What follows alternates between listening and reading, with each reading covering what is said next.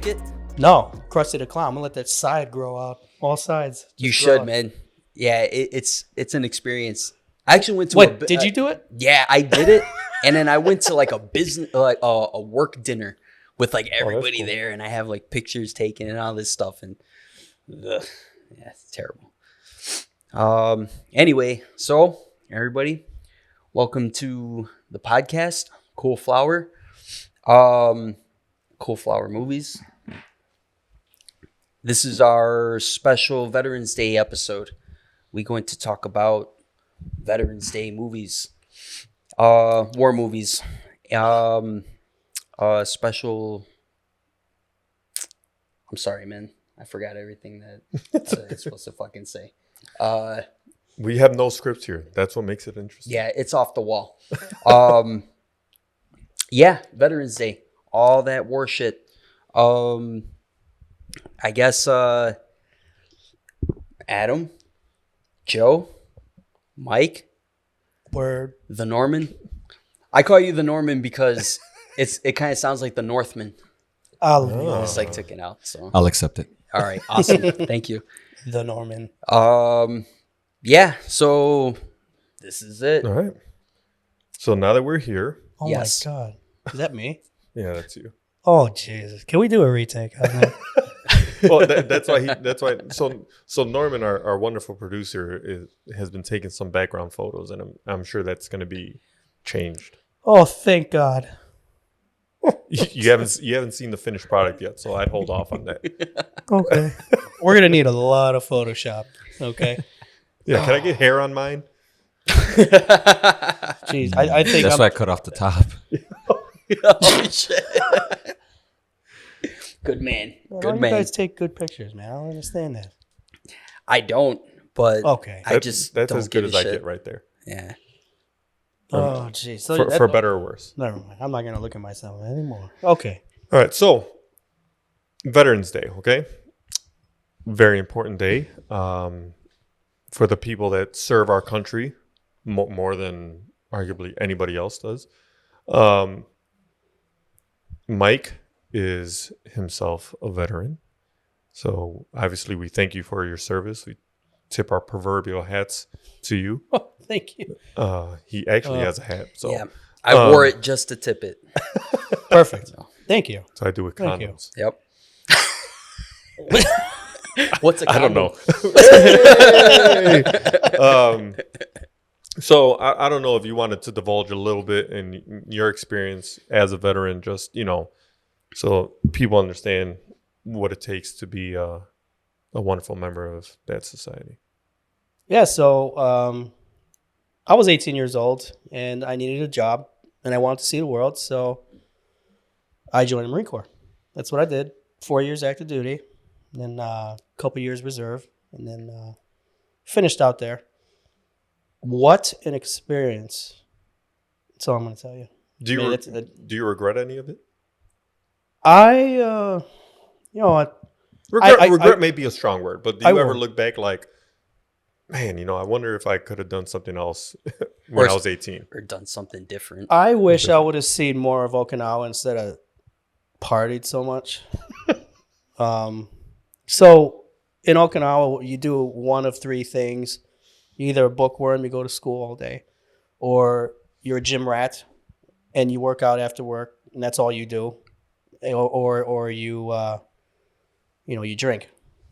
I did all three. I took a semester of Japanese, and I did a little international affairs, international studies. Took a couple classes, couple semesters. Then I guess that doesn't really count as me being a bookworm, does it? No, it counts as it counts as much as anybody else. If you weren't in the military and you were just off at school doing those things, you'd be considered a bookworm. Yeah. Or a bookworm could be like above and beyond like what your syllabus would be. I don't even know. I think bookworm's kind of a thing Marines were at that time were using. Okinawa Marines were using. It's pretty much all it was. I see. But not everybody went to school because mostly everybody drank. Yeah. And worked out. So Yeah. work out, drink. Can you discuss what your specialty was? Yeah. I was a radio repairman. So I joined to be 0311. It's infantry. And when I tested at the end of boot camp, somebody told me I was I don't know, the Marine Corps wanted me in electronics. I don't know. I scored something on a test, so they put me in electronics. Damn. Boo that, man. Wow.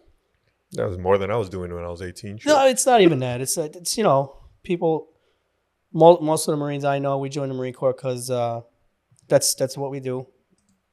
Oh, well, me personally, I mean, you show me a teenager that's not angry and crazy, Yeah.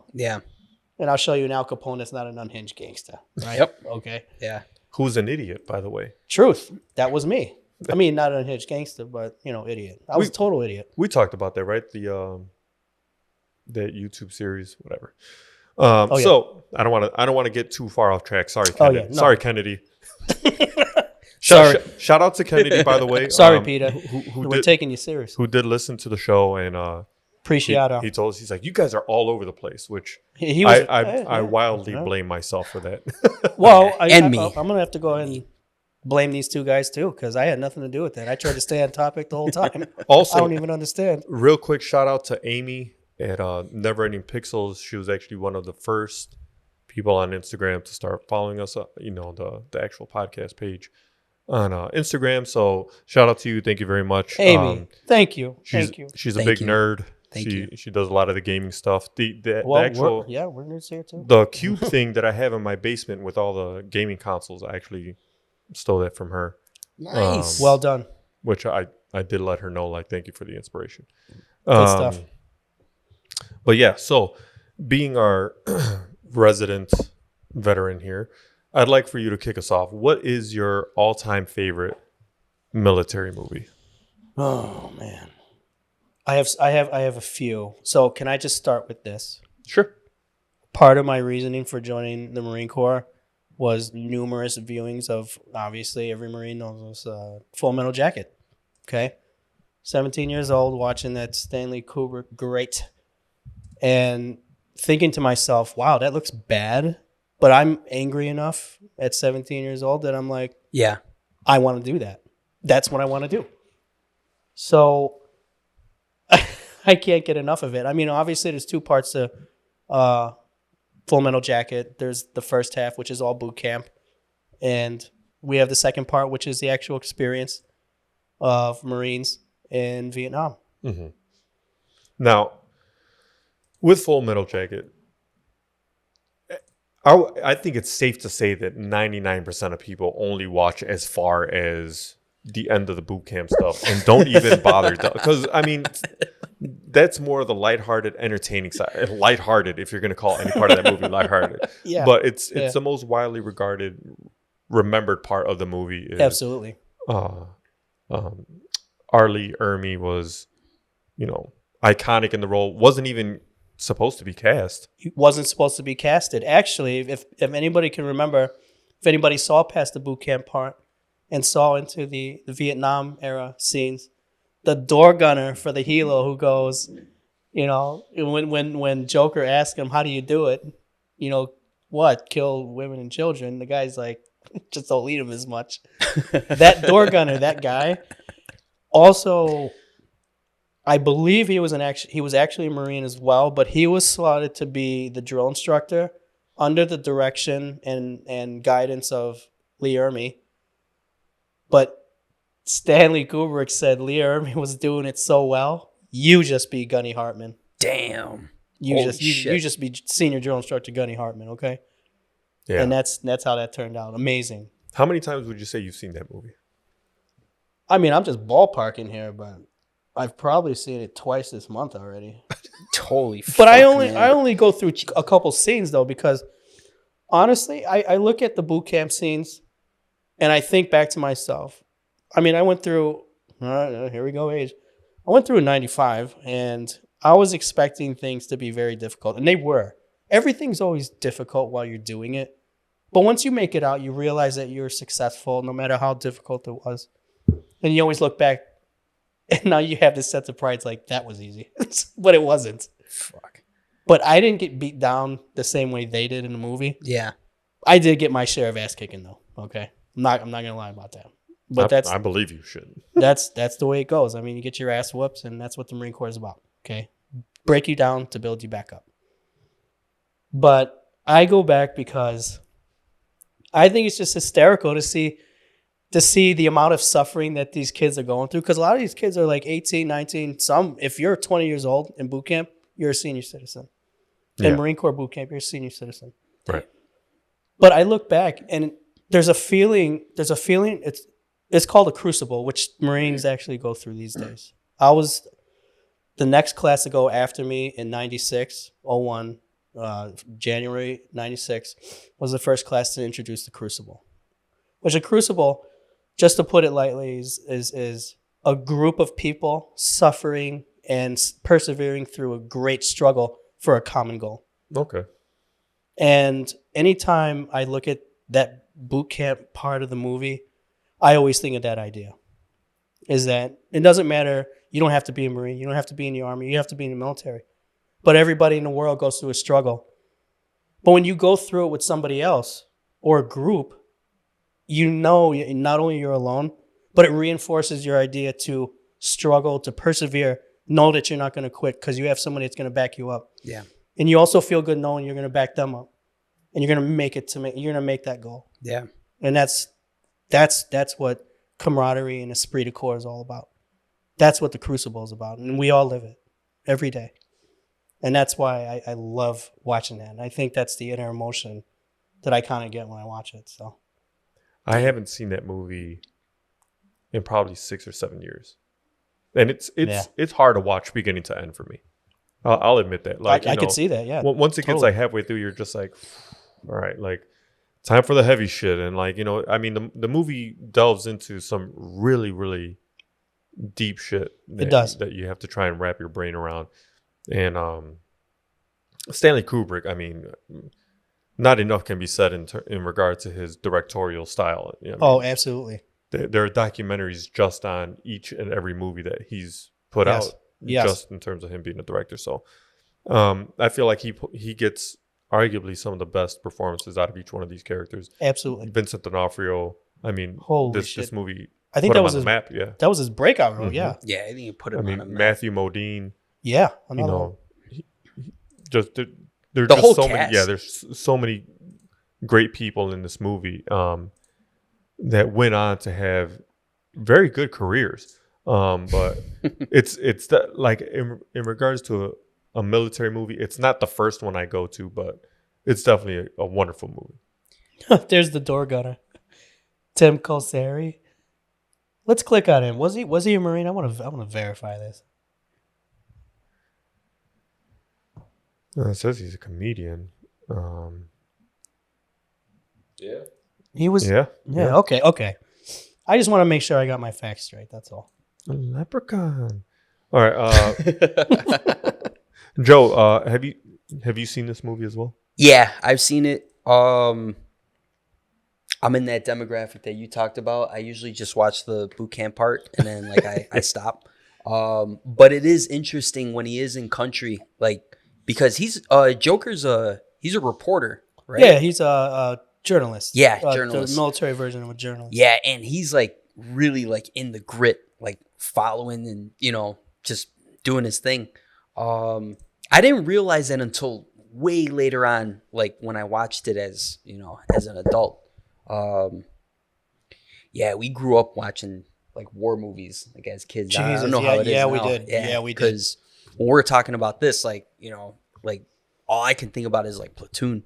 But as far as this movie goes, how it starts, yeah, it has like that type of vibe, like camaraderie. But then towards the end, and I just kind of thought about it while you were saying it, how like alone they really are. Oh, because absolutely. Because that sniper, yeah, and you want to do everything that you can to like go out there and like help, but you just can't, and what do you do?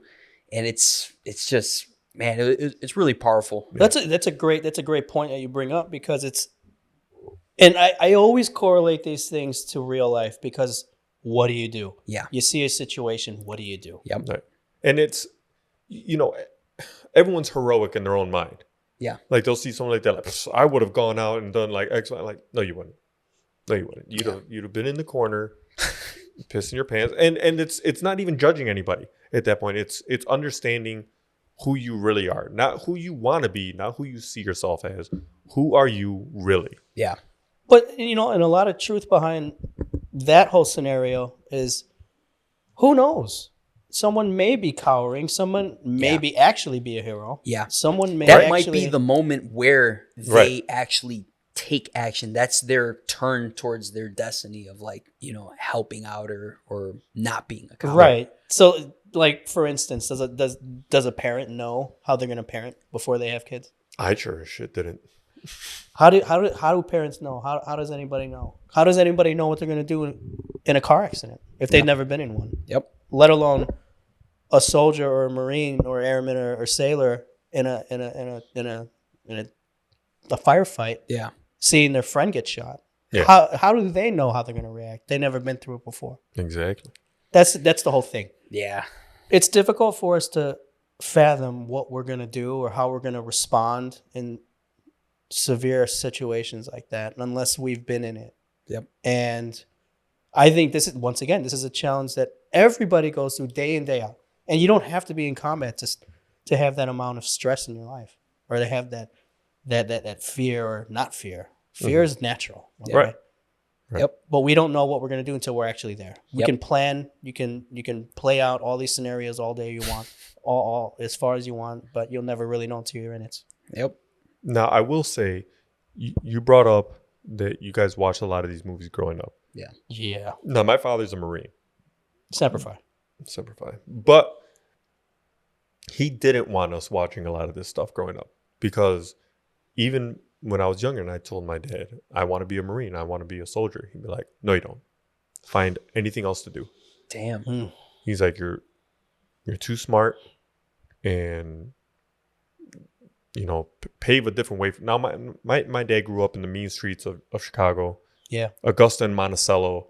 Oh, in the 70s when, you know, the gangs were starting to become much more prevalent. So that was his way out of the hood. It's no wonder he became a Marine. Right. Now, my father is a very, very intelligent person. For somebody that, and this sounds judgmental, but it really isn't, because I've only graduated high school. Yeah. And my dad only ever graduated high school, but he's a very, very intelligent person. And even in retrospect, he's just like, man, you know, that's why I asked you, like, do you regret anything? My dad's like, I don't regret my time in the Marines. He's like, but I wish I'd have gone to college. He's like, I could have seen myself being a number of other different things. Yeah. Now, he's proud of his accomplishments. He's very proud of my accomplishments, my brother, you know, my family, what have you. But that's not to say that a person doesn't reflect, you know, differently upon their life. And so I didn't get a chance to watch a lot of this stuff growing up. My dad would watch them, and I'd come into the room. He's like, what do you need? Like, I don't know, I'm just going to hang out. He's like, hang out with me in like 45 minutes. Let me finish this movie. Because I think he still wanted to kind of relive some of that without having to expose you to what could be. Right. And then I don't think he wanted me to ask him a lot of certain questions and stuff. Now that, you know, I'm 38 now. My dad's in his 60s. He'll answer whatever the fuck he wants. Of course. But it's not like, I don't know if you guys know who Tom Segura is. Yeah. So his dad was a veteran in the Korean War, and wow. He's like, oh, when I used to ask my dad, what'd you do back in the day? Like, did you ever kill anybody? He's like, you know, I didn't really do that. I was a lieutenant. You know, I wasn't really in charge of that. He's like, as I got older, I'm like, hey, did you ever like kill anybody? He's like, Tommy, nothing felt better than killing the enemy. You know, like later on, he would open up to the whole thing about like you know. But it's kind of like with my dad. Right. Now he'll divulge a little bit more, knowing that, you know, I've made my decisions up to this point. Absolutely. It's not like I'm going back in time and you know, trying to re-enter the Marine Corps. Yeah. And he would have been proud of me if I would have gone to the Marine Corps, I'm sure anyway. But it's just funny, like, you know, you guys had, you know, this growing up. I didn't. You know, my dad was forcing like Westerns on me as a kid, and now I don't like Westerns. Oh, Yeah. ouch. That's like, no Tombstone. No, Tombstone for sure. Okay. Tombstone, yeah, Tombstone. Tombstone gets a thumbs up. The Wyatt Earp movie. Yeah. Young Guns. You know, Yeah. like Okay. like 310 to Yuma, True Grit. Those I'll watch. Yeah, You know, but not the spaghetti. no, like my dad used to watch like Bonanza all day, every day. He would tell me, he's like, "You're named after Adam on the show." There was a cowboy with a black outfit on. He's like, "That's who you're named after." I'm like, and I go to Mom, "Was I named after a shitty cowboy?" She's like, "No, Adam, you were named after the." I'm like, "Never mind, Mom. I lost interest." Okay, so we got your favorite. What's your favorite? It's probably cliche, but yeah, definitely Saving Private Ryan. Man. Yeah. That's my number one. Yeah, it is, man. It's like it's what I use to sound check. Like if I get like new speakers or something, like for home entertainment, I'll use that first like couple of minutes, and yeah, really. What the fuck? It's all right. We'll address that in a minute. Yeah, some technical issues. This TV's like so old, but it will not die. It won't fucking die. And then like I threw away the stand and everything, and then I was like, well, fuck it. Like so, ended up. Well, let me know if you want a new TV. I might have a hookup. It's sort of like Captain Miller. He never died. No. Well, until He did. died. Right? Until he did. Spoiler alert. Oh shit. No, but Oh shit. so okay. So what's your favorite moment of that movie? You would say. Man, you know. Now this is my favorite movie. Not just military movie. It's my favorite movie of all time. Yeah. Yeah. I think what makes that movie like so good, I think, is the experience of watching it for the first time, and that like shock and awe of kind of knowing what you're gonna see. All right, you know, some war shit. People are gonna get shot. It's gonna get fucked up. It's bloody. But then actually watching it unfold in front of you in like this, like, man, that was like the most realistic shit that I had ever seen back then. Yeah, that D-Day scene is. And yeah, It's powerful. Yeah, it It's has, powerful. and I think that cultivated a lot of things that I like in movies. Action without music, the handy cam that follows people, like Because that's how somebody, if they were on the ground there, that's how they would view it. yes, Right. That's Yep. what they're seeing. Yeah, it's a very like a Gonzo POV Yeah. type of style. The lack of color too. Yeah, yes, The depleted color. Because I Yep. mean, this happened in the middle of the day. yeah, So I know. you would think the sky would be like blue and pretty looking, and you're on a beach, and you have all the stuff there that any other director would just be like, all right, you know, we're shooting on the beach. How it looks Right. is how it looks. And here's Steven Spielberg depleting color from the yeah, actual film itself. yep, It was great. Yeah. yeah. Like, It's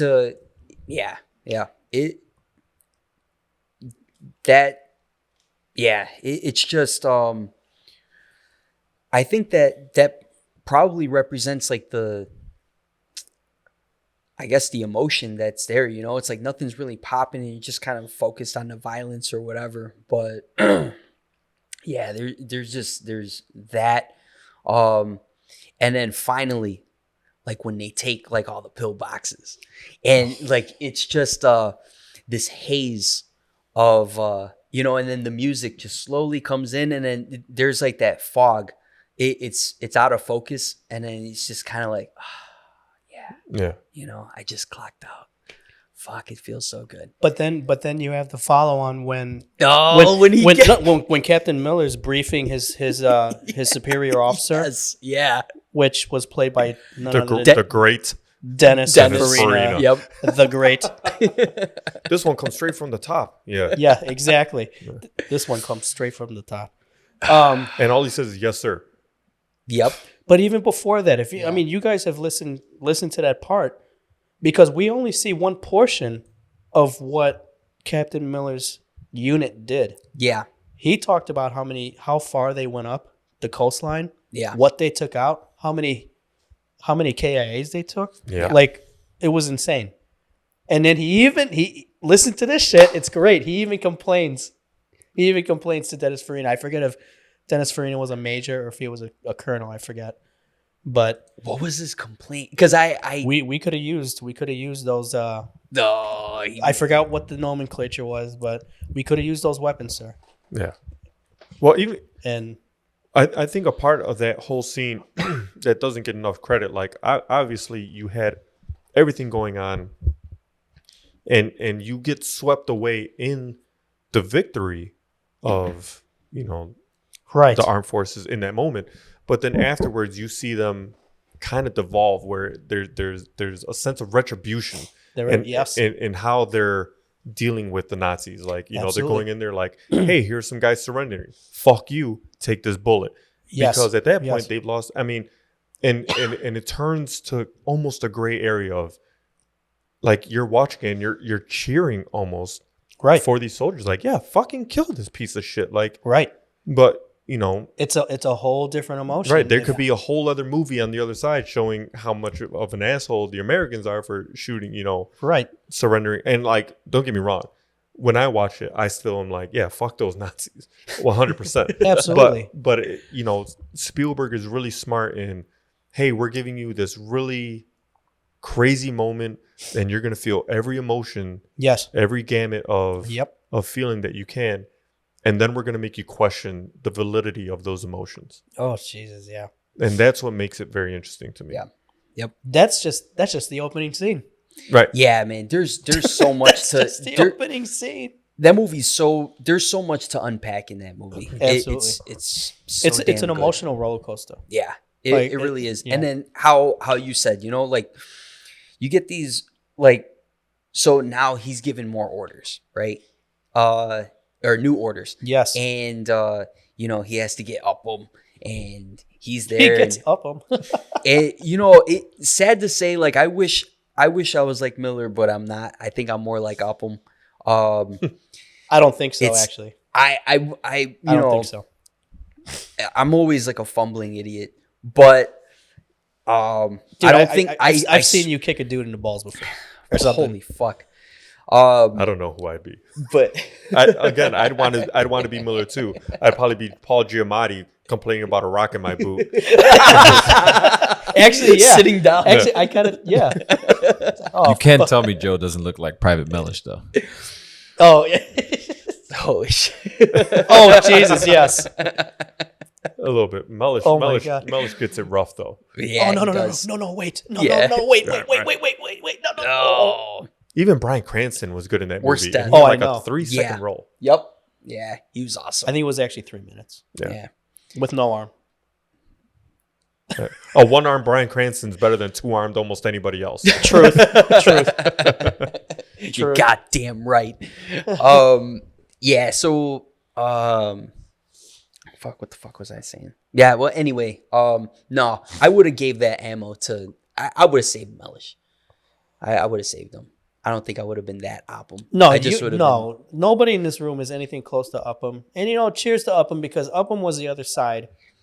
Like Adam, like what you were saying, challenging the emotion, trying to make you justify how you feel. Right. Yeah. Because Upham did that. Right. When Upham was supposed to be the people that watch this movie that are like, no, it's so much violence, it's so this and so that, and Upham's the guy who's trying his hardest to not be your typical soldier. Yeah. Yes. To his own detriment at that point, because I mean he spares the Nazi, which ends up being the trigger man for the death of Captain Miller. Yep. And in that moment, you see like as a viewer, you're screaming at the screen, "You piece of shit! This is all your fucking fault. This would never happen if it weren't for you." But you know that in that moment, Upham's thinking the exact same shit, and you see it in his face afterward. Right. Yep. And it's at the end, like he shoots dude, and that brings you all the way back to that beginning sequence. Yeah. Where he shoots a guy who surrendered. Yeah. And at that point, you're like, okay, was this justified now? Like, yeah, the guy surrendered. The guy surrendered twice to this unit. How many more times do you have to capture somebody and let him go, he comes back, you gonna let him go again? Honestly, after he tried to kill you again? Right. I mean, real life or not, in real life, how many times are you gonna let somebody take you? Well, that's the eternal battle between Batman and Joker. Yep. Yeah, true. League of Shadows. Yep. Now, I will also say I love this movie because it's one of the few movies where Vin Diesel dies, and I'm happy about it. Yeah. No, come on. Fuck Vin Diesel. No. Yes, I said it. Why? man. Why? That guy's a joke of a human being. I don't think so. I think he might be cool to have a drink with. He's just No. trying his best. If you could have a drink with anybody from this cast, who would it be? It Brian Cranston it wouldn't Yeah, be it'd Vin probably be Diesel. and Dennis Farina. God rest his soul. It'd either be Tom Hanks. Oh no, No, I would no. Matty Damon. I think I'd hang out with No, Matt Damon. no, Yeah. If not either of those two, maybe Ed Burns. Okay, I'll meet you on that one. Ed Burns, Brian Cranston. Ooh, or Barry Pepper. Oh, he's a badass. Yeah, that's Barry- true. yeah. That's true. I have to. Yeah. 25th Hour. Anybody? Barry Pepper. Yeah, I remember that. Oh god. Yeah. I would definitely have a drink with. No, but I'd have to say either for me, Brian Cranston. I'm gonna go with Edward Burns, or the past Dennis Farina. Or Dale Dye. Dale Dye, who's also he was the he's an actual veteran as well. Can you go to Dale Dye on the left? Yeah. Does he play the Yeah. general? Yep. Holy shit, he's a Marine. Yeah, he does a lot of background work for different movies, and they always put him in. Oh shit. Yeah, because he was not only in this. Can you pull it- 1st Battalion, 5th Marines. can you go to his IMDb right there where it says Dale Dye IMDb? It's so funny. He's part of 5th Marines. So 5th Marines gets a French Forge. So scroll down to his movies, please. All right, so keep going down. Okay, so once you get to like the actual movies themselves, okay, keep going down. Like Falling Skies, he was actually in that. Entourage, he was actually in that. That's but right. He's also doing He played the SEAL. right. He also does all the Advising, right. technical advising, military advising. So Commander in Chief, he stood up in that. Keep going down. Alexander, yeah, I think he was in that as well.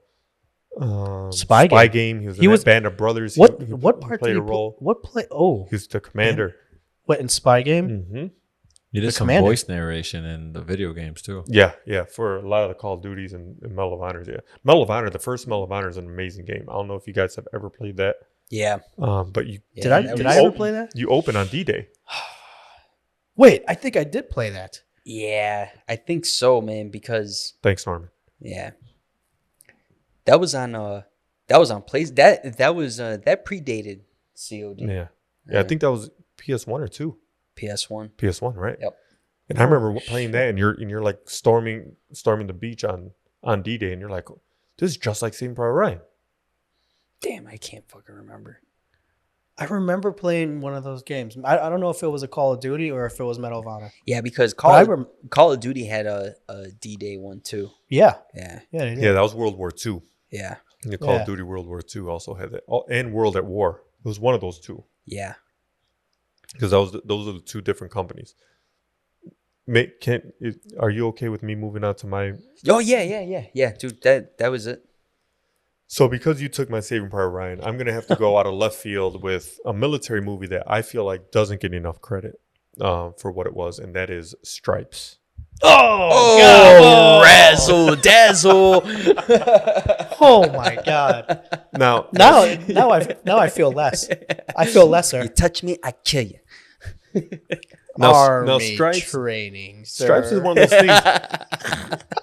Stripes, just like MASH, essentially was, it's a quote unquote comedy, but there's so much truth wrapped in so much of that movie. My god, yes there is. Oh jeez.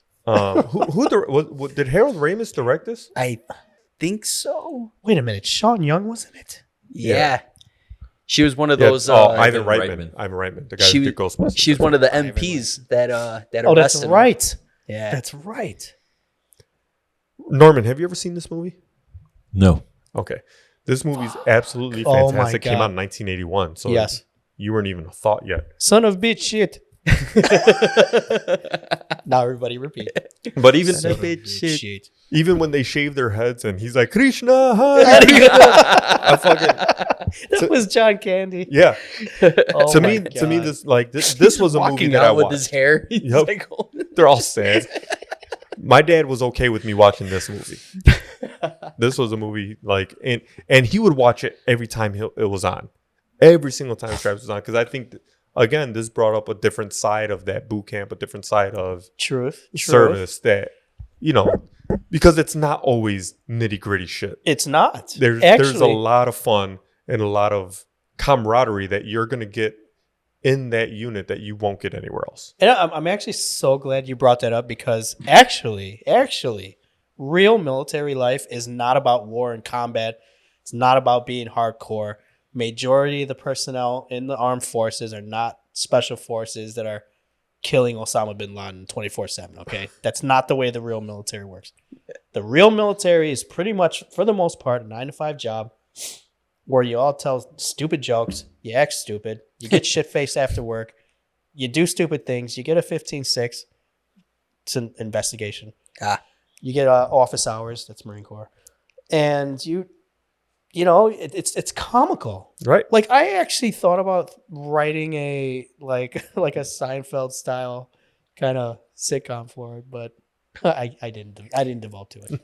But I digress. That's something. This movie is one of those, like, I don't think they can make it today. Nah. Oh no, absolutely not. No. But if like Norman, since you've never seen it, if you were to watch this, you would still consider it funny, I'm sure. Like the jokes that are in this. Oh my God, absolutely. Last. Dude. Absolutely. Let me ask you a question. Go ahead. Your dad was cool with you watching this movie, even the wrestling scene? The mud wrestling scene? Not really, no. Oh, boo. There's some stuff where he's like, get up and walk out of the room, Adam. It's like, it's just Then I come cover back. your eyes. But it's just, again, it was mostly like I watched this mostly for the boot camp scenes.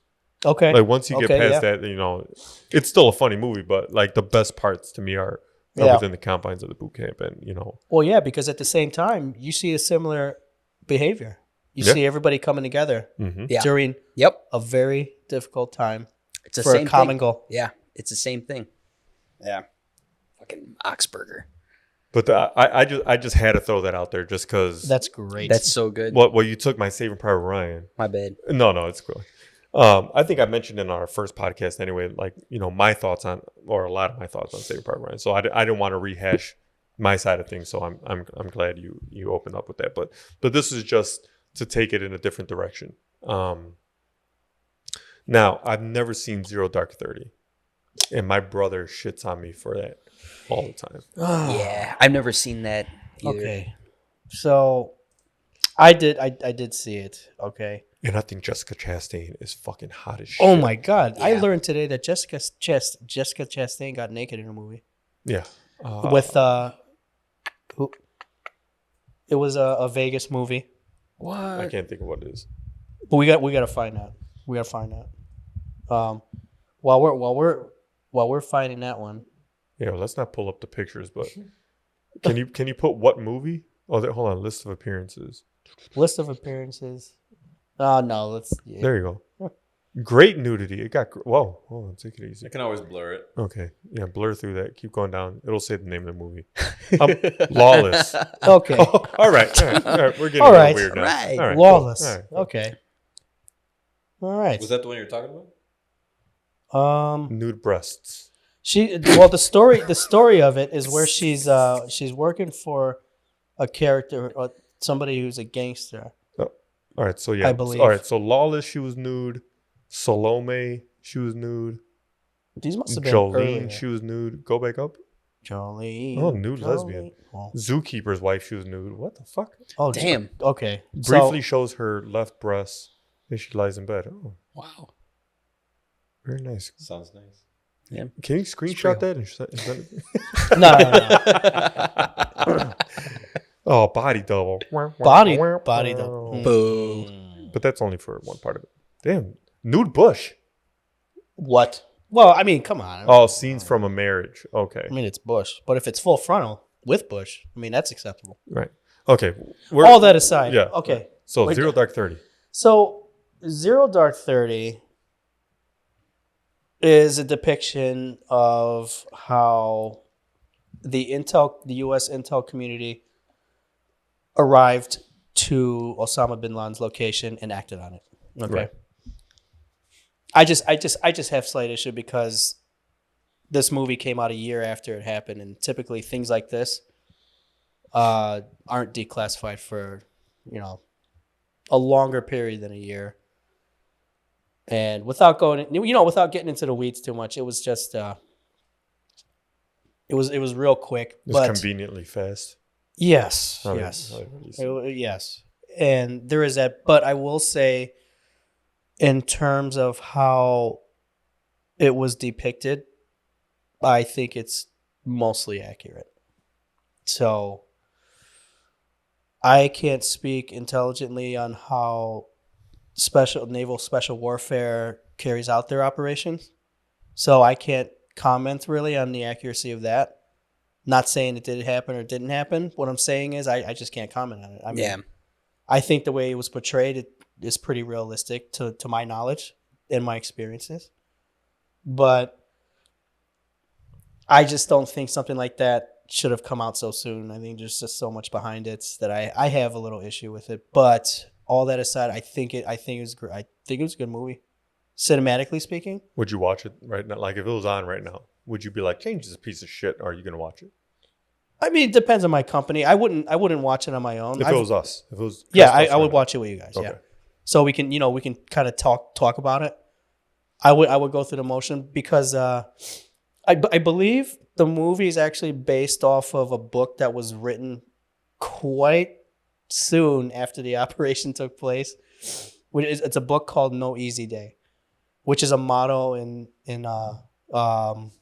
the SEALs. Mm-hmm. The motto is the only easy day was yesterday, and I think that's a motto for life.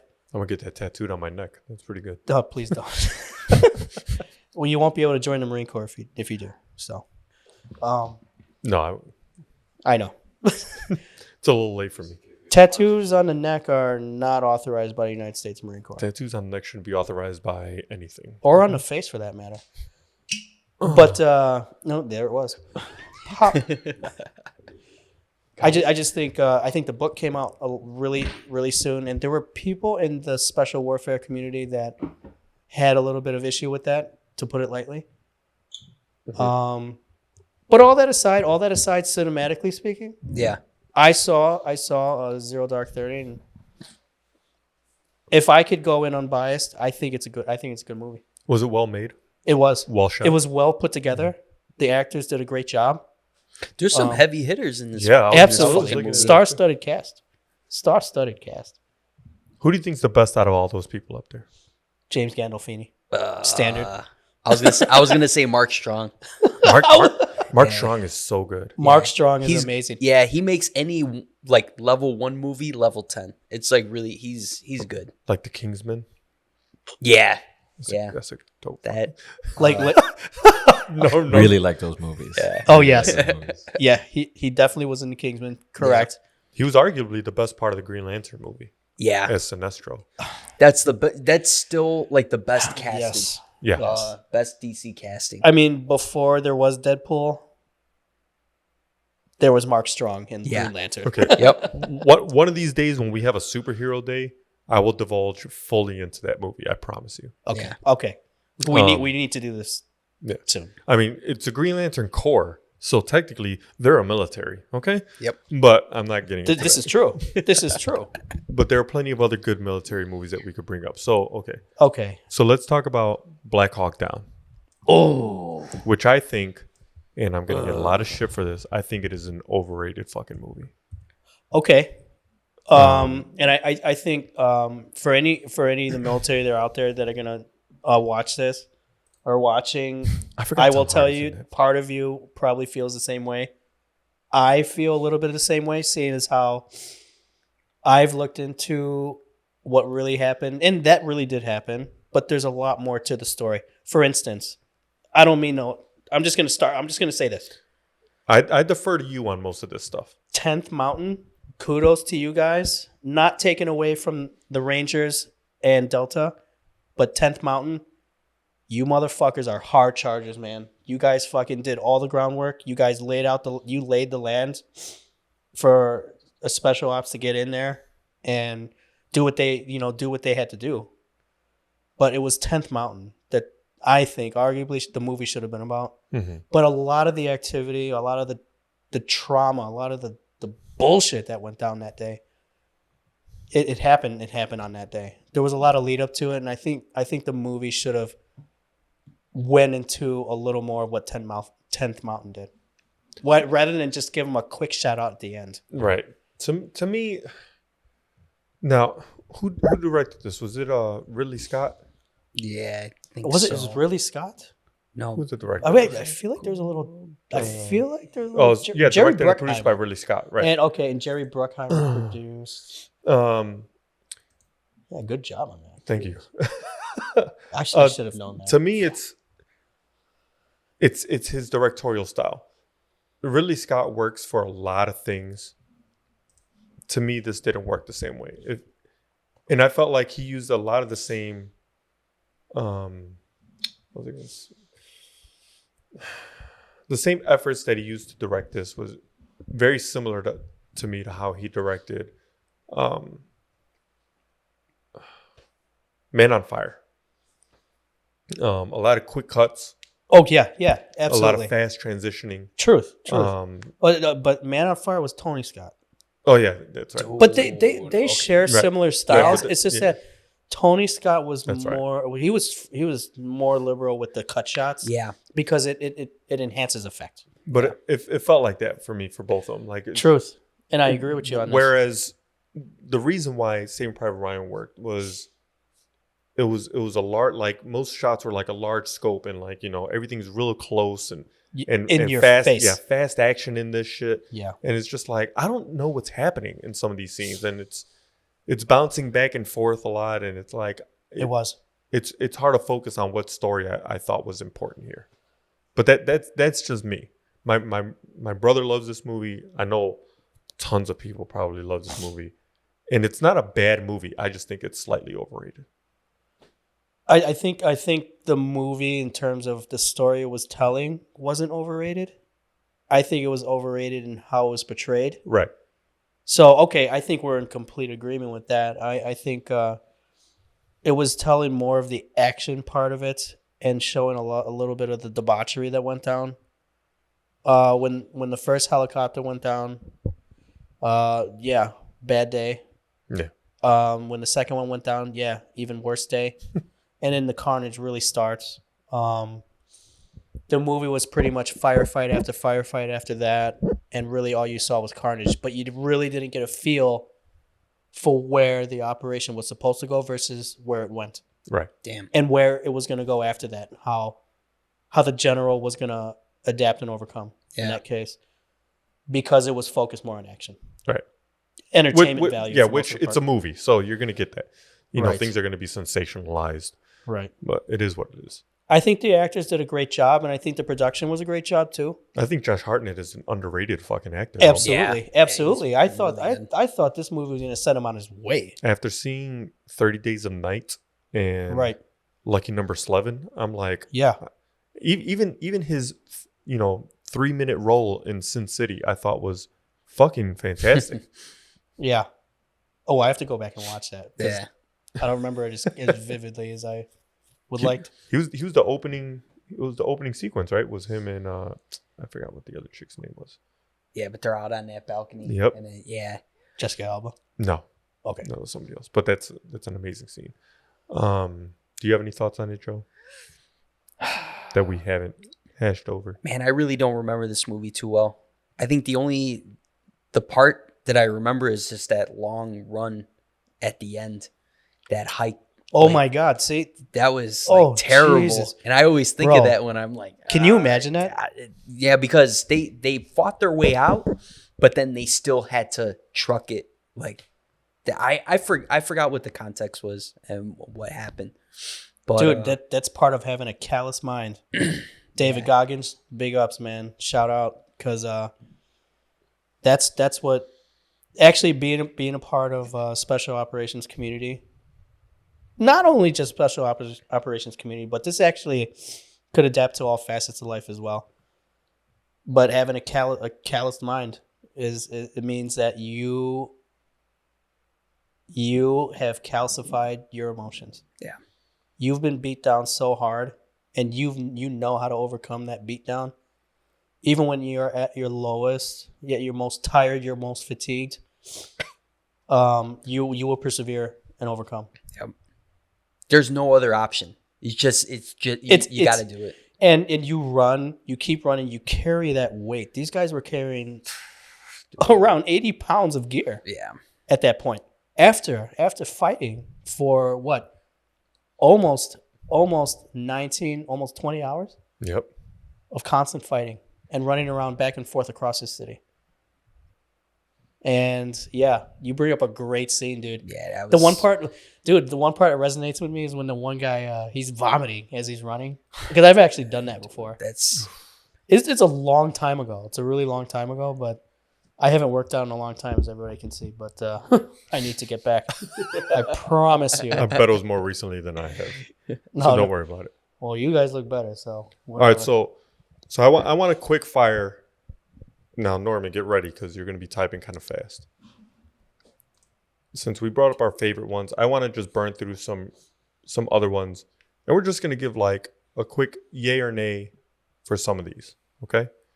First one up, Platoon. Yay. I'm gonna go with yay. I'm gonna go with yay. Yay. Launched the career of a lot of different actors in that movie. Obviously, some of obviously the better roles. Okay. After that, I'm gonna go with Patton. I'm gonna go nay just because it's out of my. It's after my time. You know what I mean? Like it doesn't resonate the same way for me, personally. I'm gonna go with non-present because I haven't seen the whole thing yet, and I can't give an honest opinion. Yeah, I haven't seen it. I will tell you yay from what I've seen, which is the opening scene and a couple dispersed with throughout. I've seen a couple other fight scenes. Yeah. A couple of the battle scenes, but I'm tempted to go yay, but I can't give a legitimate yay because I haven't seen the whole thing. Just to be fair. Okay. Apocalypse Now. Yay.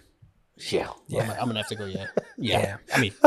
I mean, how the fuck are you gonna say nay? Yeah. The question is, which version of the fucking film are we talking about? There's fuck if I know. Like, yeah, I don't even know what the hell. I think I saw the Redux. Yeah, I saw the Redux also, but I think I only saw it like 2 times. It's a really good movie, but I don't think I've revisited it. This movie is psychological. Yeah. That's what's so like, man, scary about it. Yeah, the imagery in this movie really stays with you. Yes. And I think Martin Sheen is absolutely fucking fantastic in this movie. And there's nothing like the smell of napalm in the morning. I've never smelled napalm. Sorry, I'm not that old. All right. Not that there's anything wrong with that. No, not at all. What was the other one? Oh, Bruce Willis. Tears of the Sun. Tears of the Sun. Thank you. Oh. No. Yeah. TEAR, like crying. Yeah. Massive yay for Yeah. Monica Bellucci. Oh. Yes. I love this movie. I saw this movie on my birthday in 2003. Dude, what a great movie. Yeah. In terms of like operations and what have you. Yeah, this was a badass. If I could comment just a little bit, I just don't know if I would have gone as far as they did at the end. I think it would have done things slightly different. But I don't know. I'm not a SEAL. Never have been. I was 19 when this movie came out, and I was like, I might break my father's heart today. Because I was like, this might be the movie that, dude, like, seeing how awesome they moved as a unit and stuff. I was like, I'm fucking sold. Dude, I might join the military after this. Dude, that's what special operations is. Yeah. I mean, it's moving, communicating, and in order to establish that level of operation, you gotta go through this shit. The suck. I mean, there's the Marine Raiders, Force Recon previously. Before that, they were the Raiders back in World War II. But similar operations, similar thing.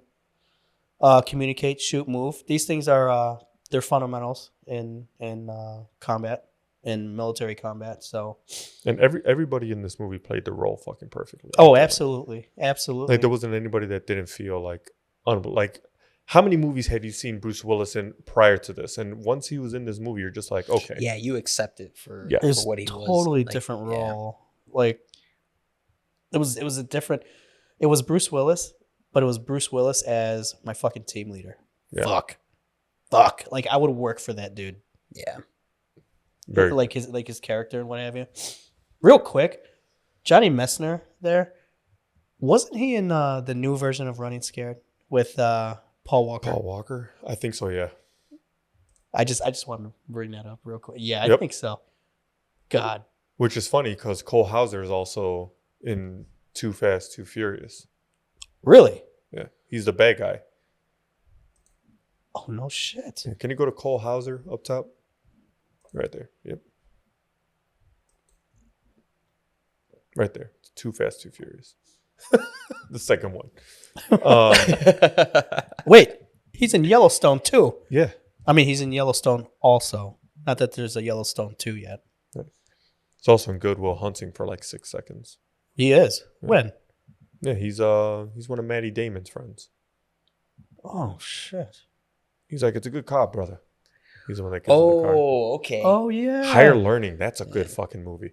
Bro, I did not see that. Higher Learning? No. Okay, you got to watch that. Okay, homework assignment. All right, now go back up. Starship Troopers. Oh, It's been on the list for the last You've like never seen 20 it? years. Yeah. I have Wow. not seen it. I'm a fan of Paul Verhoeven. Mm-hmm. I am too. Yeah. I am too. I mean, Total Recall, Yeah. RoboCop, Yep. It's 1 and 2. it's not a good movie, but it's supposed to, like it is what it is. You know what you're getting into. It's a space movie where they're shooting fucking bugs, giant bugs. Yeah. Okay. But the movie's supposed to represent, war anyway, like, the futility of war and what have you. So your military instincts are right on point, actually. Okay, I'm going to tell you that because that's exactly my opinion. It's pretty much the opinion of pretty much almost every Marine, every intelligent Marine that's seen the movie, because the book is on the Commandant's reading list. So in the Marine Corps, there's something called the Commandant's reading list. This Starship. Yeah, Troopers. Starship Troopers is on the Commandant's reading list. No, the book is actually I've read half the book. Okay, Yeah. I'm not as an avid reader as I should be, but I've made it halfway through the book, and the book is entirely way better, and actually depicts what it is to be a part of a unit. Okay. Damn. And what it means to go out into the vast darkness, Yeah. with your unit, with the your comrades next to you. Yeah. Okay, that's the core of the story. The movie just really, it kind of touches on that, but it's more comical almost than anything. I mean, it helps to have Denise Richards topless in the movie as well. Wait, what? She was topless? Yeah. Okay, I missed something. Well, Dina Meyer for sure. Oh is. God, I yeah. could have sworn. Well, if Denise Richards isn't topless in this, you could just wait a couple years and watch Wild Things.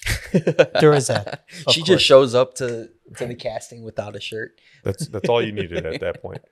Are there any other? There's Deer Hunter. Oh, Nikki.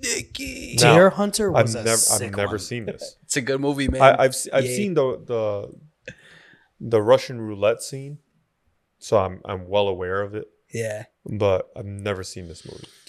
That scene where the people like, I guess it's the Viet Cong. They're making them play the Right, because the Russian roulette. They're POWs at this point. Yeah, dude, that was a badass fucking part, man. It It was is. so good. It is. Yeah, it's just they keep smacking him. He's like, "Meow, meow," and then like he just keeps, Yeah. and then yeah, dude, you just see like it's a good movie. Unfortunately, those two parts are the only parts that I remember. The Russian roulette and the beginning too, like why they like ended up like joining. Francis Ford Coppola directed this, right? I don't want to. I don't know. I mean, Directed by Michael Cimino? Okay. No, I could have sworn it was yeah. Francis Ford Coppola, but So I thought it was a great movie. I thought the acting was outstanding. Acting was outstanding. It's got a star-studded cast. I mean, it's Christopher Walken, for Christ's sake. Dude, he was like a baby. He was a baby. yeah. But I'm going to say that I thoroughly enjoyed this movie for the psychological aspect of it. Yeah. I love psychology in movies. Like, I love when a movie is able to put your mind into the psychology of the character. I'm going to be honest, though. I think this is probably a movie that resonates more with guys that fought in Vietnam. And, you know, as we approach Veterans Day, acknowledging those that have served and those that have sacrificed. I have to say, in my service, I feel like, and not to take away anybody that serves these days, but it's like anything else. The ones that our predecessors, they put in so much work. They fought so much harder. Not saying we don't fight as hard these days, but It's a different war. wars were so much more vicious. We had greater losses. I mean, it's just it was such a harder time. And I'm not saying that we at the present time were the case to be, we had to go back in time and fight those wars that we wouldn't be able to. That's not what I'm saying. I'm just saying wars aren't fought the same way now that they were then. They were a lot more savage. Well, I mean, you talk about that, but going even further back, Yeah. Oh, God. the Revolutionary. Patriot, Yeah. right? Can you look Oh. at the Patriot? Man. Jesus, Technically counts to me Hell yeah, it does. as a military movie. It yeah. is. It is a military movie. It's absolutely a military Completely movie. forgot about this movie. Because this is an example. The Patriot is an example of guerrilla warfare versus conventional warfare, Right. and not even conventional warfare as we know it today, but conventional warfare is fought against the gentleman British. Right. Which you look at that war and it's everything is close quarters at that point for the most Jesus, part. absolutely. You know, you're charging full force It's so into sick. somebody You're going- this close to You're you. going hand to hand. You're Right. going hand to hand. But then you also have your artillery. You yeah, have cannons It's just, coming. and in. then you're just like marching to your just to Inevitable your doom. death. Yeah, right. And- Like and- you better be fucking really good with that bayonet or These are you are very- fucked. Can I bring up a scenario for you guys? Go ahead. Yeah. What if we got a platoon of Marines and maybe like a SEAL team with their weapon, with 21st century weaponry, attach them to Mel Gibson's unit, and then let's see who fucks who up. Right. I mean, really. I mean, because Mel Gibson's unit obviously fucked them up. Yeah. They used guerrilla tactics. Yeah. But if you had a, come on, They wouldn't be susceptible to those tactics, right? Because they'd be well trained. So they audience, wouldn't- let's yeah, think about so- this. That's a great it's thought. it's all different because like okay, so back then they might have waited for the cover of night Right. to attack, but then you got night vision goggles, so it's like look at these fucking idiots sneaking around. Stupid. Dumbass guy's taking his shit. This guy over here is busy. What the fuck? Look, this idiot's running at me with a hatchet, and he thinks I don't see him. I'm gonna wait till he gets 3 yards away, and I'm gonna pop him. I mean, Jesus Christ, if we just get a state platoon, which is basically a sniper platoon in the Marine Corps, the British are dead. Right. I mean, Right, 21st, the war's over like that. 21st century state platoon versus a company of British soldiers, 18th century fucking weaponry. 18th century British soldiers, dead. Dead. So another great movie that I Mel know. Gibson was in that was a war Fun movie scenario. was We Were Soldiers. Holy shit. Oh, God. So, Damn. I've not seen that. the advent of saving soldiers, air cavalry, okay? the story of the use of helicopters in Vietnam, circa, I believe it's 1965, if I'm not mistaken. It's a game changer. Okay, Clark Gregg is in that. Wow, I've completely forgot. And John Hamm. John Hamm, where was he? I don't remember. I haven't seen this movie since. Kerry Russell. What? Yeah.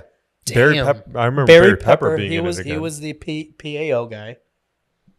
Yeah, I got to go back and rewatch some of that. Holy in this era, shit. there was a lot of stuff. There was Behind Enemy Lines that had just come out. Oh yeah, There was Behind Enemy Lines was a true story as well. right. There was Letters from Iwo Jima. Oh, I did not see that one. Yeah, I haven't seen that either. Flags of Our Fathers. Also didn't see that one. Now, another movie that I want to bring up that shows the other side of all this stuff is a movie called War at Home. God damn. War at Home. Yeah, War at Home. It was, I believe, directed and starred Emilio Estevez. And it was about. There it is. It was about a. Did he write it as well? I did not see this. Written by James Duff. Okay, so he did direct it though, and he starred in it. It's about a Vietnam War veteran who comes back, Okay. and he's thrown off. He's obviously shell shocked. He's got PTSD in an era in which they didn't discuss PTSD. Kathy Bates is his mom. Martin Sheen, who's his own father, plays his father. And he's trying to pick up exactly where he left off. Carla Gugino's in it. Oh my God. As his girlfriend, and like he's trying to just get back. Like, hey, I'm back, and she, everyone wants him to be who he was before he left, Right. and he's just not. That It's guy. not possible because the change has happened. Right. He's sleeping in his tree house in the yard because it's the only place he feels comfortable. Dude. It's a very, very powerful movie. Damn. Very, very well acted, of course. If you guys ever get a chance, check that out. Would you say this is a good portrayal of returning soldiers and with PTSD? And the That and two brothers with Tobey Maguire and Jake Gyllenhaal. Yeah. oh, I didn't see that. You didn't see that movie? Can you pull that Yeah, up, we Norman? saw Two that. brothers. Did we? Yeah. I need It a had refresher. Natalie Portman in it as well. Where Tobey Maguire's out in war. yeah, and then Tobey Maguire that's was not That is not it. that looks like a yay Can right you there. look up Tobey Maguire and Jake Gyllenhaal? The paws on his head. Yay for the peace-loving tigers. Just brothers. There it is. Just brothers. Oh, just Oh, brothers. okay. Yeah, just, Brothers. Yeah, just brothers. So, Brother. So Tobey Maguire goes off to war, and whilst he's at war, his wife Natalie Portman fucks Jake Gyllenhaal. It's fucked. Man, do they fuck though? I thought they just like smoked a joint and then like kissed or something. Well, was it implied? but then Yeah, but I then- think it was more implied. I don't know. I haven't seen it forever, but like, because I think like he thought that they fucked, and I haven't seen it forever. he was just so crazy about it. Like he was just hung up. on Right. it. Dude, I did see this. And there's that whole scene where he's like looking shit. at, he's like, you know what these fucking hands have had to do, and like he's hitting himself, Dude, it's starts like punching the so wall and fucking shit. crazy. And like to me, Jesus. you don't want to discredit veterans because obviously they've been through more shit than almost anybody. But War at Home and this movie both convey the fact that the sacrifices that one makes, especially abroad, and then have to come back, and the world expects you to just, hey, get in tune with us now. When it's like, listen, I've spent X amount of time learning how to be different Yep. Yeah. for my own survival and to pick Yeah. up on things that the ordinary person wouldn't be able to pick up on because I need to do that in order to survive. And to come back and just try to shut that off is impossible. So I feel like these two movies especially do an excellent job of conveying Yeah. Yeah. the need and support that veterans require, when they return, obviously. I've got to revisit this movie because You know what? I remember seeing it with you, but for some reason, I must have been high when they hit me. But It was a long time ago, man. And I think I only saw it like once or twice, but yeah, like Tobey Maguire's got some acting chops. Oh, man. for sure. And, dude, Tobey yeah, Maguire, dude. Yeah, Dude, Green Street Hooligans, what's up? Yeah, Spider-Man. I get it. Wait a Yeah, minute. that's what we Wait, did I just screw that up? What? I said No, that's Elijah Wood. that's Elijah Wood. Ah, shit. And I said, yeah, but honestly, I know it hit me after. I'm like, no, wait. My bad, audience. it's okay. I just say yeah to everything. It's fine. He was in Pleasantville. Renee Zellweger, Yeah. Wait. No, Who? Reese Witherspoon. Reese Wither, Oh shit, brother. brother. Fuck. Well, That's fun. That's It's the fun. alternate version. whoops. And this is the opposite of 6 jeez. degrees of separation. Of Kevin Bacon.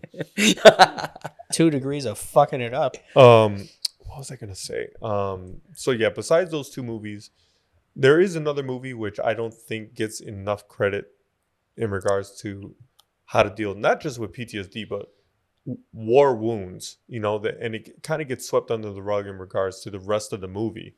But I would say it's Forrest Gump. Because Oh, Lieutenant Dan getting his legs blown off. Oh my God. The whole idea of my destiny, my duty was to, die, Yeah. and thinking that that's as far as his life would take him. Like Lieutenant Dan could easily have been the focal point of his own movie Yeah. exactly. because you care for him as much as Forrest throughout the entirety of the movie. And to see him at the end of the movie walking with, With his wife. right, Yeah. which is an Asian woman, Yes. which I don't think enough people catch up on. Yep. He's Yes. like, here's a guy who got his legs blown off by the Vietnamese, and he ends up marrying an Asian woman later on in life. Almost like I've forgiven. Not only have I forgiven, but I found peace and discovered that which I really love. Right, Yeah. that there was beauty in that Yes. culture one way Yes. or another, and the fact that he got his legs from the same thing that was the spaceship, and then he was in Apollo 13, which I thought was ironic. Yeah. Nice. with Tom Nice Hanks. segue. With Tom Hanks, yes. Yeah. Which actually, Apollo 13 can be considered military too, since they were all military going into NASA. Yep. So, truth. But yeah, his Titanium. conveyance of dealing with, post Vietnam era, the late 60s, early 70s, and Yeah. the post, and like the fact he was a homeless guy, just, hey, you got your legs blown off for the service of this country. See you fucking later. Shit. I mean, there's a lot of travesty going on during Vietnam, and I think I'm gonna go ahead and put it out there. I would consider that one of the dark periods of the United States is when the public shunned, for lack of a better word, the returning veterans that not only volunteered but were also told. They were voluntold to go over there and die. Well, I think the general consensus was, listen, we don't believe in this war, so we don't believe in you They coming punished. back. Yeah, They punished the soldiers coming back, the soldiers, Marines, and everybody else coming which back. it's stupid. It's like those two things shouldn't be like, they're not mutually, like, you shouldn't be like, hey, we don't care about the war, which means we don't care about you that went to go fight it. It should be, we didn't care about the war, but you're still a human being that went through something that Right. some of us didn't, and some people actively resisted against. But Right. you still deserve our gratitude and our whatever. You should have whatever the fuck you want. As far as I'm concerned, you did something other people haven't done. So Yeah, I mean, at very least, to not get spit on and what have you. It's just, it's a sad time, and I give a lot of credit. I give a lot of credit to the warriors that were in Vietnam because they came back to a shit show. They were in a shit show. And then To came put it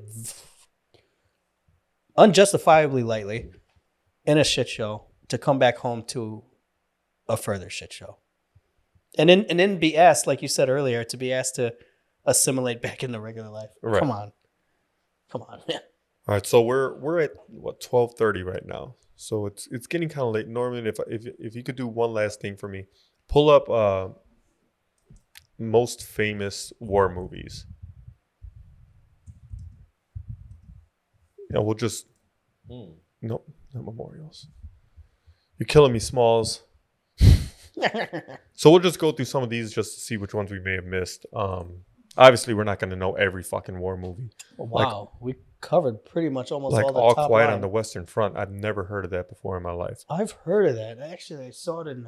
Dance with Wolves. It's All Clear on the Western Front is on Amazon right now. Keep on that first row, and if you could just hit the right arrow, we'll just page through some of this. Braveheart. Braveheart. Okay. Now we're only talking about if we US can history, US. yeah. Oh, Pearl Harbor. Oh, Pearl Harbor. Oh, Damn. yeah, another Jerry Bruckheimer original. I mean, great. I'm not a big fan of Jerry Bruckheimer's style. Yeah, but Kate Beckinsale. Yes, I know. Who can say no? Dude, real quick, Three Kings. Anybody? Any takers? Yeah. Yay. Adam? It's entertaining. You don't like. Oh, wait, we had I this don't like conversation. Marvel movies. Yeah, I know. Okay. All right, Sorry. we'll carry on. Ooh, Casualties of War. That's a hard one. I mean, hard to Yeah, I got watch. you. Yeah. I mean, for anybody that's seen Casualties of War, never mind. Yeah. Last of the Mohicans. Michael Mann. Great movie. That's a Michael Mann movie? Yes, sir. Wow. Yeah. I'm a little ashamed. I haven't seen that. Daniel Day-Lewis. Yep. Yeah. Awesome actor. Casablanca. I didn't know that was a military movie. I think it takes place during wartime more than anything. Truth. Forrest Gump. Okay. Born Dirty on the Dozen. 4th of July. Dirty Dozen. Oh yeah, Born on the 4th of July. That's right. Empire of the Sun. Oh. I forgot about a lot of these. Man. Dude, Born on the 4th of July. Another one, Semper Fi. What the hell was that guy's name? Tom Cruise. Yeah, Tom Cruise. Yeah, Tom Cruise playing Tom Cruise. Oh, damn, what the fuck? Okay, anyway. Enemy at the Carrying, Gates. I don't think he's running in that movie. carrying on. The Red Dawn doesn't really count. Gladiator. Negative. Yeah, that doesn't count. Keep going. MASH, we kind of touched on. Courage on the Fire. Oh, A Few Good Men. We didn't bring up A Few Good Men. Damn. Which, you know. want me on that wall. You need me on that wall. And what's crazy is he wrong?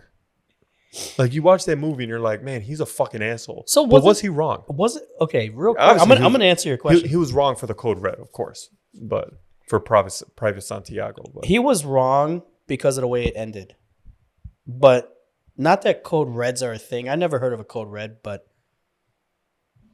we're into self-disciplining. So the part in Full Metal Jacket where senior drill instructor Gunnery Sergeant Hartman, says, I have failed because I have failed to teach you that you can't teach yourselves. Holy shit. Yeah.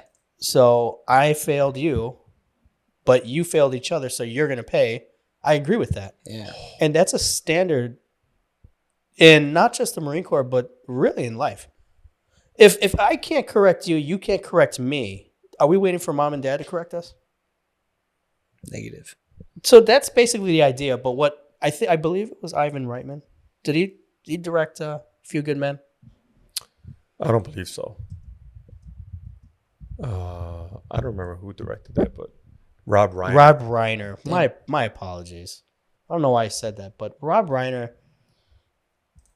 I don't think really likes the Marine Corps because he just portrayed it in such a bad light. Yeah, he was kind of a hippie. Yeah, and that's fine. That's fine. Right. I like the movie for its entertainment value, and I like seeing the silent drill team, Yeah. even though that was unauthorized, by the way. Silent drill team did not authorize the use of silent drill team footage in the beginning. May I just say, out of this entire top row of movies, which is Hacksaw Ridge 1917, Dunkirk, Fury, Midway, American Sniper, Inglourious Bastards, and War Dogs, I've only seen Inglourious Bastards. Oh, really? Holy shit, man. I've saw actually seen more of these movies than you have. Oh, damn. Dude, defeat. And Inglourious Bastards, while it is a war movie, great, is in a It's an alternate reality. Yeah, but can I tell you, it's loosely based off of the real deal Inglourious Bastards, which was actually just a team of 3. It was actually 2 Jews and 1 German dude. Damn. Yeah, Hugo real life. Stiglitz. Yep. But they were actually how should I say? These were human intelligence guys operating on the ground during the OSS days. Okay? Yeah. Operating in a portion of Germany. I have to get my history correct, but they conducted an operation, and it didn't include killing a bunch of Germans, but it did include gathering information in the same way that one guy in the movie was in a bar. Michael Fassbender. Yes. Yeah. Dressed as a German, just dressed as a Nazi, getting all this intel off of Nazis in the bar. No, that actually happened. I will say, amazing cast. Christoph Waltz steals the entire fucking movie to me. All Yeah. day. Yep. Actually made him, I think. Yeah. Yeah. Actually made him. Yeah, at least for American cinema. I don't know how famous he was in Europa, but I want to say that he gave me hope as a short dude. That's all I'm going to say there. can you page across? Oh wait, can Just we just look at American Sniper real quick? Oh, sure. I just want to point to it. American Sniper, boom, that's it. Great movie. Great Okay. book, great man. I gotta check that out. I've heard amazing things. Here's the other problem with war movies for me. While I 100% love and appreciate all veterans, it's really hard for me to watch these movies. I think also partly because it's like you're admitting that this shit has to get done.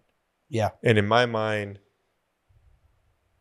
maybe it's my level of naivete that I have or something, but I stretch more for the fantastical on purpose because it's like, listen, I understand that there's shitty stuff in the world. So I don't watch a lot of biopics. No, a lot of based on true story stuff because, like, listen, I understand the world is fucked up. Right. Movies to me are supposed, in my mind, are Entertaining. an escape. Yeah. Correct. Yeah. You know, most books that I read are an escape and stuff. And like, yeah, they can call to, you know, real life events and real circumstances, but still have a fantastical element. So no, I see that. That's the biggest part about not watching war movies. And it's not to say that they're bad or poorly made. Like I said, Saving Private Ryan's my favorite movie. Again, it's a big fiction movie though. Did the shit happen?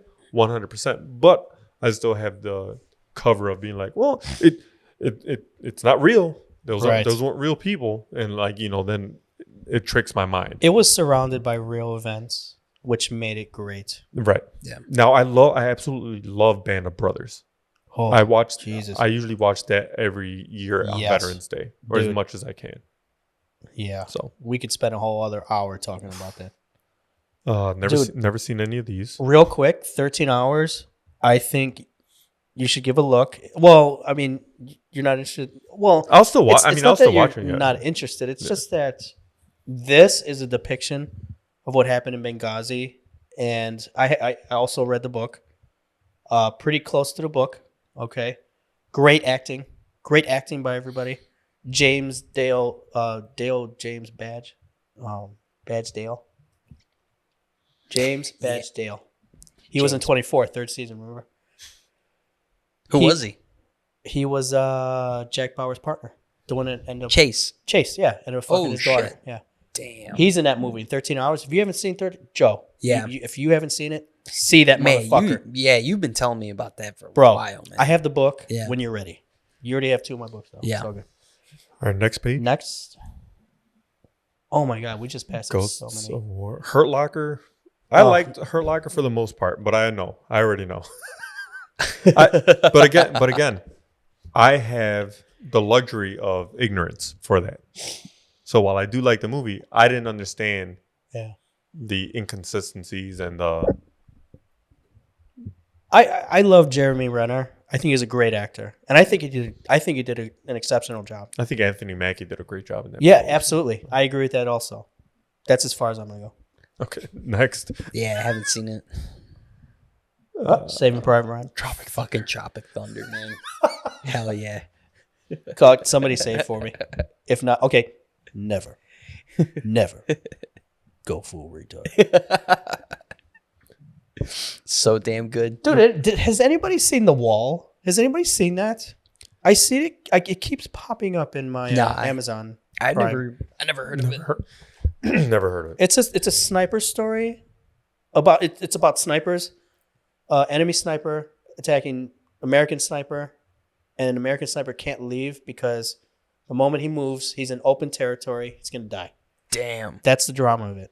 So if anybody that knows anything about shooting, difficult situation. Is it worth watching? That's my question. Next page. There's- Imitation Game was a great movie, but I didn't see that. Yeah, I haven't seen it. doesn't have anything to do with what we're talking about, but it's a fantastic movie. It is a military movie though.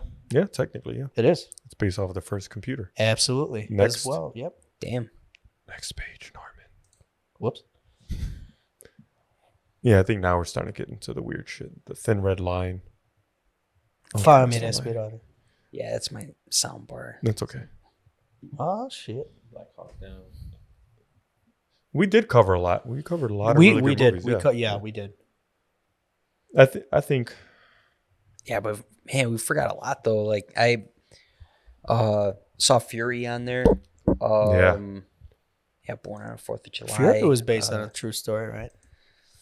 Man, I'm not sure. yeah, that first page, that Fury, Dunkirk. Dunkirk. But What was the other one? 1917? Yeah, we're worried about Americans right now. Yeah. Oh shit. Yeah, that's right. My bad. Hacksaw Exactly. Ridge. Yeah.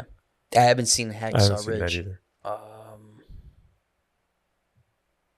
Hacksaw Ridge, that was directed by Mel Gibson too, right? Yeah. Yeah. Yeah, that was like his return. So Hacksaw Ridge is a story about the medic that would not pick up a weapon. The conscious, what's it called? I don't even know the word. Conscientious objector? Is that what it is? Somebody that objects to war, but he's in the military. Wow. But he did amazing things as a medic. He saved a gazillion soldiers. I don't know what the number is, but it was a lot. It wasn't gazillion. Wasn't a gazillion, no. I don't even know if a gazillion is an actual measurement. But Norman wants to laugh. We're gonna get fact checked. yeah, Right? I mean, you better fact check me on that. Oh, real quick, Norman, what's your favorite military movie? From this list, I'd have to go with Inglourious Basterds. No, just in general. In general. Yeah, I mean, we all said our number ones. You're the man behind the curtain. What would you say is your? I think it's more of a documentary, the one that I watched. It was like Gestapo or something like that. Gestapo? Never heard of it. Gestapo? Actually, is that about the secret police? The Nazi secret police? Oh, no, it's not. Oh, man. Speaking of Nazis, can we count Indiana Jones as a veteran with all the times he's fought Nazis up until this point? Holy shit, man. Damn. Notionally speaking, yes, we can. And a champion as well at Killed defeating so the many Nazis. Right, he's killed more Nazis than half of these fucking movies. Exactly. And use their tanks to do it, too. Which, have you guys ever watched The Big Bang Theory? No. Not, TV not, show? not a whole lot. So, No, so there's an episode where Sheldon, who's the lanky nerd looking dude, Yeah. the white version of me, ends up showing his girlfriend who had never seen Raiders of the Lost Ark, right? Okay. So he's like, didn't you love that movie? She's like, yeah, I thought it was good. He's like, good. It's a masterpiece. she's like, no, it's GES, Gestapo, right? Or is that it? Restrepo. That's Oh, the one. Restrepo. yeah. Oh, yeah, dude. Sick ass documentary. Yeah, this is pretty good. Korangal Valley, northeastern Afghanistan. I have friends that were up there during that time, and Norman, you saw it. I mean, ridiculous Like, odds. You know how you said you go over to the, what is it? The Fantastical. Yeah, I'm more on the documentary side of things. I want to see the stuff that really happened and the feedback from people who were there. Jesus. This was awesome. Late Night Find. I don't know where I saw it, but Late Night Find. It was really good. I'll check it. I'll Dude. check this out. Damn. Watch with caution, because I mean it's pretty crazy. Dude. Yeah. Well, I mean, even when I was in high school, we watched like films from WWII of like, you know, them like just throwing bodies into like mass graves and stuff, and like, you know, that kind of shit. And I'm like, why are we watching? It's lunch in like 25 minutes. What the fuck are we doing? But real quick, just to go back to Big Bang Theory, Right. So they finished watching Raiders of the Lost Ark, and he's like, "Didn't you love it?" And she's like, "Well, it was a good movie, but if you take Indiana Jones out of the movie, nothing changes." And he's like, "What?" Mind blown. And she's like, "Yeah, they would still take the Ark to that same position, open it, all the Nazis would die." Oh yeah, That's fucking terrible. I'm like, God Holy damn shit, it. man. Wait a minute. Who told you this? It's in that TV show Big Bang Theory. Oh, that was Yeah. Big Bang. I'm like, who told you this? Dude, I hate my when God. people disassemble a movie like that, like in like one sentence. Yeah. And I'm just You know like, what? God damn it, man. Like, leave. I'm afraid I'm guilty of that. Yeah. I'm my I'm apologies. guilty of that. Yeah. Okay. Like, Yeah. oh, if they just would have done this one thing, Yeah. everything would have changed. Yeah. But that's like the movie The Cube. Is it The Cube? Where like people wake up. Thank you, Norman. Oh, thank you. Yeah, The Cube, 1997 film. These people wake up in Holy shit. this cube, right? It's like a group of people, and they start moving from room to room within the confines of this giant cube that's forever interchanging. And fuck, if you guys haven't seen it, I don't want to give it away, but I have not. do you want me to say what happens? Yes, go. So it turned like they end up moving all over the fucking place for like an hour and a half in this movie, and it turns out if they would have just stayed in that initial room, they would have been saved. Fuck. Because they could have gone out because the cube is always moving. Yeah, But they think they have to make their way to the escape. right. What's- This movie's super violent, super crazy, Oh, violent? very violent. Oh, I like that. All right, so that being said, I think this is where we should call it for the evening. We hashed a lot of really, really good stuff out. As a sign off, I say we should do one final toast to any and all veterans, both with us and no longer with us. Mike, you especially for being here. Thank you so much. You know, we're very happy to still have you here. You know, anything could have happened, you know, otherwise. And I would like to, especially personally, say thank you to all veterans with us and no longer with us. Yep. Slancha, Thank you. cheers Slancha. to you. Cheers to the U.S. Yes. Cheers. Forces. America. Yep. Boom. God bless America. Chink clink. Cheers.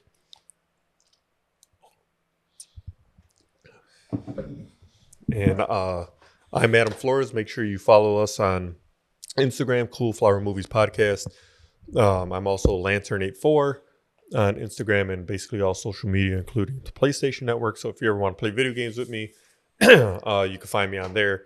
You can add me on the PlayStation Network. I'll be more than happy to play video games and discuss movies, music, what have you. Nice. Do you have any social media you'd like to plug in? No, not really. That's about it. Not yet. You don't really have social media, I don't, but we're going to get you on some of that shit. but I will have some. And Oh. we're removing that picture. I don't really look like that, do I? We're going to change. If I do, let me know. We'll change that. And for Norman, you can find the two of us now on Adulting the Pod, which is Norman's newest podcast we shot so far episode. It was a lot of fun. Big shout out to your cousin. We had a fantastic time, and you could just plug some of the links for your stuff if you like it this time. Yeah, check out at OTN Presents on Instagram. That's pretty much it. You can find everything else from there. Yeah. Adulting the Pod is on there. Check all that out. Norman also does photography, nude photo shoots, whatever you need. All of it. So signing off. Thank you very much, everybody. Yep. Have a good night. Enjoy your Veterans Day. have a barbecue, but remember what it's all for. Okay, And Yep. remember, happy birthday, Marines, on the 10th. on the 10th. Very nice. Semper Fi.